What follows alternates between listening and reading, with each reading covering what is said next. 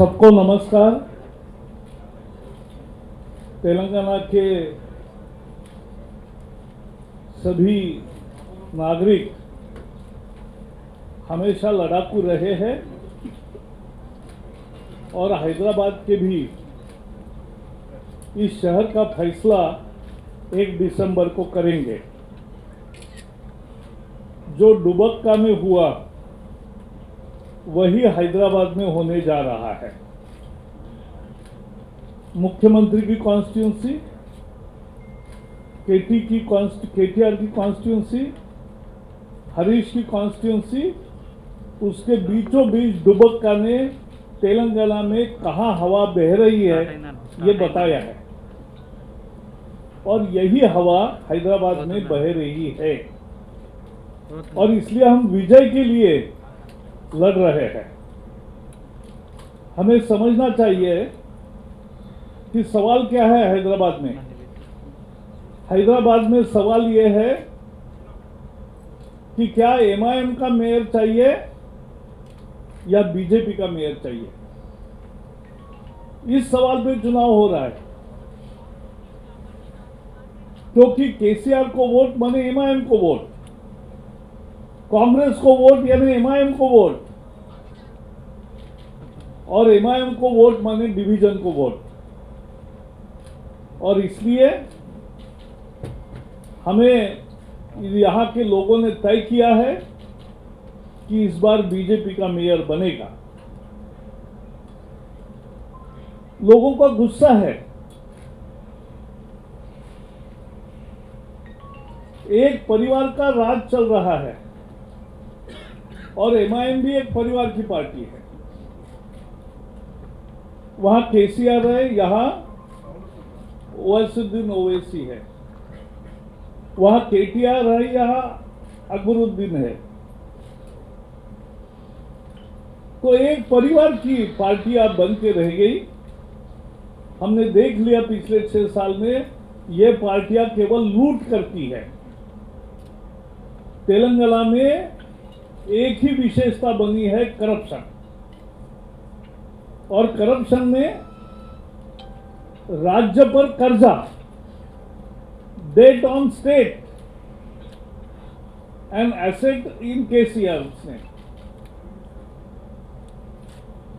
केसीआर और उनके सारे मित्र और सभी लोग, उनके एसेट बढ़ रहे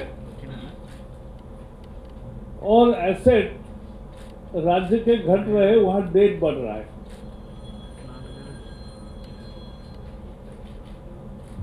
और इसलिए भारतीय जनता पार्टी ने एक आरोप पत्र लाया है। 6 साल के 60 फेल्यूर्स, जो वचन दिए थे उससे भाग गए। आज उसका ही हम प्रकाशन करेंगे, बाद में आपको भी मिलेंगे। क्या मुद्दा है? ये चुनाव काय के लिए हैदराबाद का वादा किया था, ग्लोबल सिटी बनाएंगे।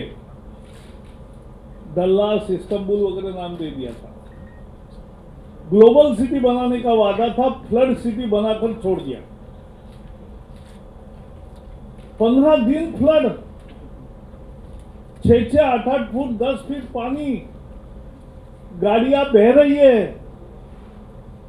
देश ने कभी नहीं देखे ऐसे दृश्य हैदराबाद जैसे शहर में दिखाई दी। ये टेक सिटी है। टेक सिटी की यह हालत ये इंक्रोचमेंट के कारण हुई और ड्रेनेज की कोई व्यवस्था नहीं की। डल्लास की बात करते, वहां जाके ड्रेनेज देखो कैसा ड्रेनेज होता है। सफिशिएंट ड्रेनेज भी नहीं कर पाए और इसके कारण बारिश का पानी सब जगह जम गया। वो हमने देखा। तो एक ग्लोबल सिटी का वादा था, फ्लड सिटी में उसको बदल दिया। 1 लाख नौजवानों को नौकरी देने का वादा था, थोड़े लोगों को मिली, बाकी किसी को नहीं मिली। 1 लाख नौकरियों का वादा झूठा साबित हुआ। बाढ़ के बाद कॉम्पेंसेशन देने की बात आई, पहले तो 2 महीने दिया नहीं और बाद में 10,000 रुपए की ऐलान किया। अब सारे पैसे बैंक अकाउंट में जाते हैं, मोदी जी भेजते हैं 100 रुपए, तो 100 के 100 रुपए गरीब के खाते में जाते हैं। लेकिन यहाँ 10,000 रुपए कैश बांटने का शुरू किया, आधा पॉकेट में आधा दे दिया, और वो भी कुछ लोगों को मिला, बाकी लोगों को नहीं मिला, ज्यादा लोगों को नहीं मिला। लोगों की भीड़ है, सबका नुकसान हुआ, लेकिन सबको पैसा देने की व्यवस्था भी नहीं कर पाए। 1 लाख डबल रूम के घर बनाएंगे। मोदी जी ने 2.5 करोड़ घर बना दिए, यहां 2,500 भी नहीं बने। मुझे बताया 30 किलोमीटर दूर 1000 घर शायद बने होंगे। 1 लाख घर देने वाले थे 6 साल में, क्या हुआ? कुछ नहीं हुआ। केंद्र का पैसा आया, अपना नाम लगाने के लिए 1 रूम बढ़ाने कर अपना नाम योजना को देना, यही केवल राजनीति थी, बाकी कुछ नहीं था। हुसैन सागर का पानी नारियल जैसा करेंगे, नारियल का पानी जैसा पीते लोग, वैसा हुसैन सागर का पानी लोग पिएंगे नारियल जैसा, ऐसा कहा। नारियल जैसा तो नहीं हुआ, वहां जाते जाते नाक को हाथ बांध कर जा रहे हैं लोग, नाक बंद करके जा रहे हैं। ये वहां की स्थिति है। सारे गटर और सीवेज हुसैन सागर में जा रहा है। डंपिंग यार्ड 15 तैयार करने वाले थे, एक भी नहीं किया।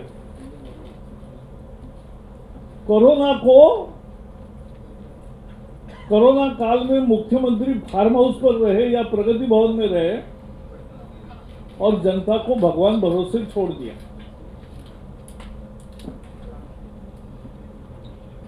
जनता को भगवान भरोसे छोड़ दिया। सारे कॉर्पोरेट हॉस्पिटल में लोगों को 10-10, 20-20 लाख रुपए खर्च करने पड़े। आयुष्मान भारत योजना अगर होती तो आयुष्मान भारत योजना के तहत गरीब को कोरोना मिला। आरोग्यश्री योजना में कोरोना का कवर नहीं है, वो आयुष्मान योजना में है, और इसलिए वो मिलता, वो नहीं मिला। MIM का खुद का हॉस्पिटल है, उसमें गरीब को प्रवेश नहीं मिला, मुसलमान को भी, गरीब को भी नहीं मिला। वहां ये भी दूसरी जगह ही बैठ गए, कोई बाहर नहीं आया, तो भगवान भरोसे छोड़ा सबका। और इसलिए मैं फिर से कहना चाहता हूं कि ये चुनाव क्या है? चुनाव है, अब हैदराबाद में बदलाव की बयार है। हैदराबाद को मेयर कौन चाहिए? केसीआर के रूप में, टीआरएस के रूप में भी MIM का ही होता है। MIM का है तो MIM का ही होगा, कांग्रेस का आने का सवाल नहीं। लेकिन वोट कटुआ पार्टी है तो वो भी केसीआर को ही मदद करते। उनके जितने भी चुन के आते वो सब केसीआर में जाते, टीआरएस में जाते।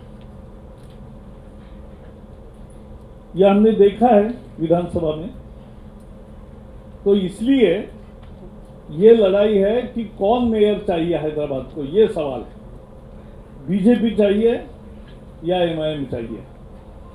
और इसलिए ये फैमिली रूल को खत्म करना, करप्शन को खत्म करना, ये सब करने के लिए भारतीय जनता पार्टी ने आज आरोप पत्र लाया है। हमारे आश्वासन क्या होंगे, हम क्या करेंगे, इसका भी नक्शा 2-3 दिन में आपके सामने आएगा। तो केंद्र सरकार की योजनाएं भी यहाँ लागू नहीं की, फसल बीमा हो, आयुष्मान हो, प्रधानमंत्री आवास हो। देश भर में जब 2.5 करोड़ घर मिलते हैं तो हिसाब से तेलंगाना में भी 15-20 लाख घर मिल जाते, लेकिन इन्होंने स्वीकार नहीं किया, इसलिए वो घर नहीं मिले गरीब को। गरीब का घर तोड़ दिया और इसलिए पूरा करप्शन में तेलंगाना डूब गया। तेलंगाना की लड़ाई क्यों की? मैंने राज्यसभा में रखा था प्रस्ताव,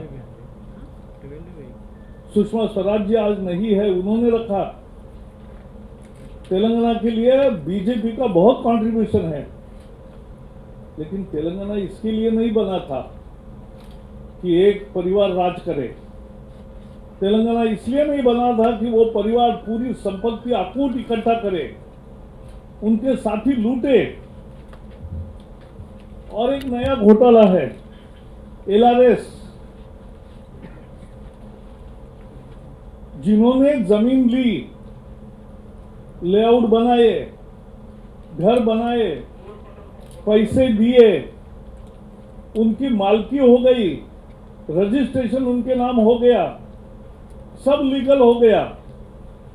अब उनको उनसे ज्यादा दंड वसूल कर रहे हैं। जितना जमीन को पैसा नहीं दिया उतना दंड अभी ले जा रहा है।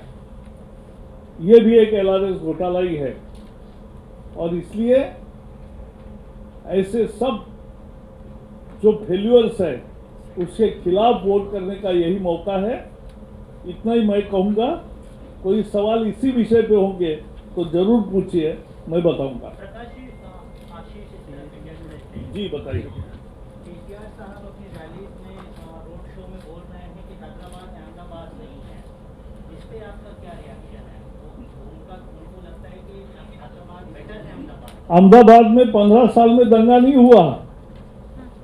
जब कांग्रेस का राज होता था तब 100 दंगे हुए थे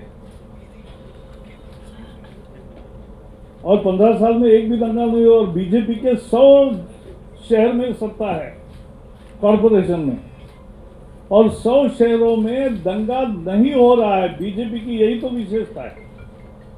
हम समाज के सभी वर्गों में सहानुभूति रखते हैं और इसलिए बिल्कुल दंगा मुक्त, भ्रष्टाचार मुक्त, ऐसा अच्छा विकास युक्त ऐसा हैदराबाद हम पेश करेंगे और MIM मुक्त भी, वो भी महत्वपूर्ण। जी केसीआर ने पिछले दिनों कहा था कि नरेंद्र मोदी सरकार जो है जो कंपनी से LIC हो, रेलवे हो, सभी का प्राइवेटाइजेशन कर रही है, सत्यानाश कर रही है पूरे। और दूसरी बात ये है कि उन्होंने कहा कि दिसंबर 2nd वीक में वो नॉन बीजेपी पार्टी के साथ फिर से उसका जो फेडरल फ्रंट है वो खराब है। ऐसा है, एक बार वो फंस गए, ऐसे ही सब लोगों को जाके मिले, किसी ने रिस्पॉन्स नहीं दिया। अब दोबारा जाना चाहते तो जाइए, उससे क्या होगा। और हमने कोई LIC का डिसइन्वेस्टमेंट नहीं किया है, ना कोई इरादा है, न रेलवे का कोई डिसइन्वेस्टमेंट किया है। ये गलत जानकारी देके लोगों को गुमराह करने के दिन अब समाप्त हो गए। नहीं चलेगा ऐसा गुमराह करना। थर्ड फ्रंट के लिए उन्होंने कहा है कि वो एंटी बीजेपी थर्ड फ्रंट। देखो KCR क्या कहते या KTR क्या कहते, उसके लिए मैं यहाँ बैठा नहीं। उन्होंने ये भी कहा, पहले हमारे सवाल के जवाब दो कि आपने एक परिवार का राज क्यों चलाया, दुबक्का में आप क्यों हार गए, आपने इतना राज्य को कर्जे में डुबाकर इतने आपके सगे संबंधियों की संपत्ति कैसे बढ़ गई, ये भ्रष्टाचार क्यों बढ़ गया, आपने 1 लाख वैकेंसी का वादा करके क्यों नहीं दिए जॉब्स युवाओं को, आपने 1 लाख घरों का वादा करके 1000 भी घर नहीं हुए तैयार, क्यों ऐसा हुआ। जो नारियल का पानी देने वाले थे, वो नारियल का पानी मिलने के बजाय गंदगी मिल रही है हुसैन सागर से। ये गंदा किसने किया? जो ग्लोबल सिटी बनाने वाले थे, आज उन्होंने फ्लड सिटी बनाई, उसका जवाब देना चाहिए, ये हमने मांगा है। अब ये जनता के सवाल है और जनता चाहती है कि इन मुद्दों पर बोलो, हैदराबाद की बात करो, LIC की और उधर की इधर की बात मत कर, तू सीधे बात कर मुद्दे की कि हैदराबाद में आपने 5 साल में क्या किया और एमआईएम के साथ राज्य किया, अब बोल रहे हैं हमारा अलायंस नहीं है, बाद में तुरंत अलायंस होता है, या हर बार ऐसा ही करते हैं। सर, जो मिनिस्ट्री ऑफ होम अफेयर्स है, जो अभी स्टडी के लिए मतलब जो गवर्नमेंट दिया था, तो उस पर असदुद्दीन ओवैसी भी बात करते हुए कहे कि इस पे ये जो लॉ है, इस पे ये ड्रकोनियन लॉ बनाया गया है और दलितों पे और मुसलमानों पे कौन सा? UAP act. नहीं, बिल्कुल नहीं, ये गलत जानकारी है। Radicalization. 1 minute, radicalization is a different phenomena. It is not religion related. Radicalization is different. UAPA is not targeting against any section of society. सबको बहुत बहुत धन्यवाद। Sir, one last question. हाँ, बताओ। Last question. हाँ, एक ऐसा है, केंद्र की जो योजनाएं हैदराबाद में यानी तेलंगाना में लागू नहीं है, उसमें जैसे मैंने कहा आयुष्मान योजना लागू नहीं है, आवास योजना लागू नहीं है, फसल बीमा योजना लागू नहीं है, किसान और बाकी सब फायदे से वंचित रहे हैं। ऐसे ही इकोनॉमिकली बैकवर्ड क्लास को 10% आरक्षण दिया है, संविधान में संशोधन करके दिया है, लेकिन वो तेलंगाना में लागू नहीं किया है। हम इसकी भर्त्सना करते हैं। सभी जातियों में गरीब लोग हैं, गरीब को मदद करना मिलना चाहिए, और गरीब को आरक्षण देने का ऐतिहासिक फैसला केंद्र ने किया, लेकिन वो नहीं यहाँ दे रहे हैं, ये भी हम लोगों के पास लेकर जा रहे हैं। सर, एक लास्ट क्वेश्चन। हाँ, जो duplicity of left has been clearly noticed in the Kerala after an ordinance was signed by the governor of Kerala of 5 years jail term for any offensive post on social media or else on any cyber post. So, sir, what would you like to say? Left has any time has questioned the freedom of press and the freedom of the people, and now they have brought this law and they are implementing it. What would you this like to is say? the real face of left parties.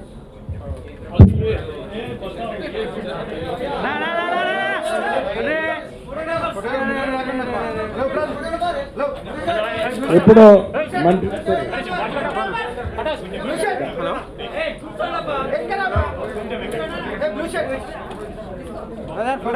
Brother friends,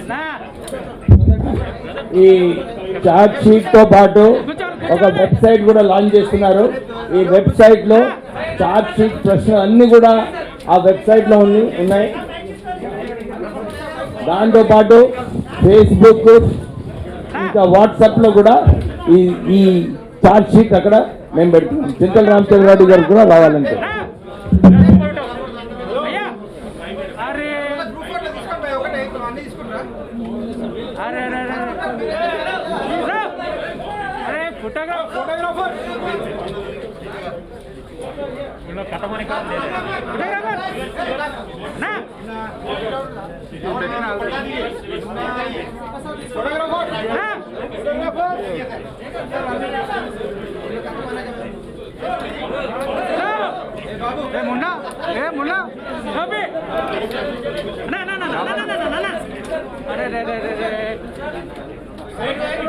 steel का होने के बाद मैं आपको देता हूँ।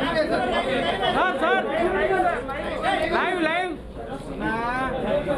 अरे తప్పకుండా ఇది చెప్తారే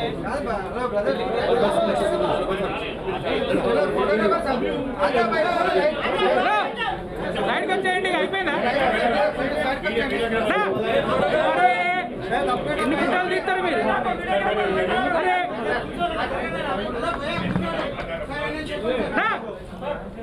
ఏ అన్న వీడియోగ్రాఫర్ బాబు, ఫోటోగ్రాఫర్ భయ్యా, అరే ఇంతసేపు తీశారు కన్నా ఫోటోలు. అన్న కొంచెం సైడ్ జరగండి అన్న.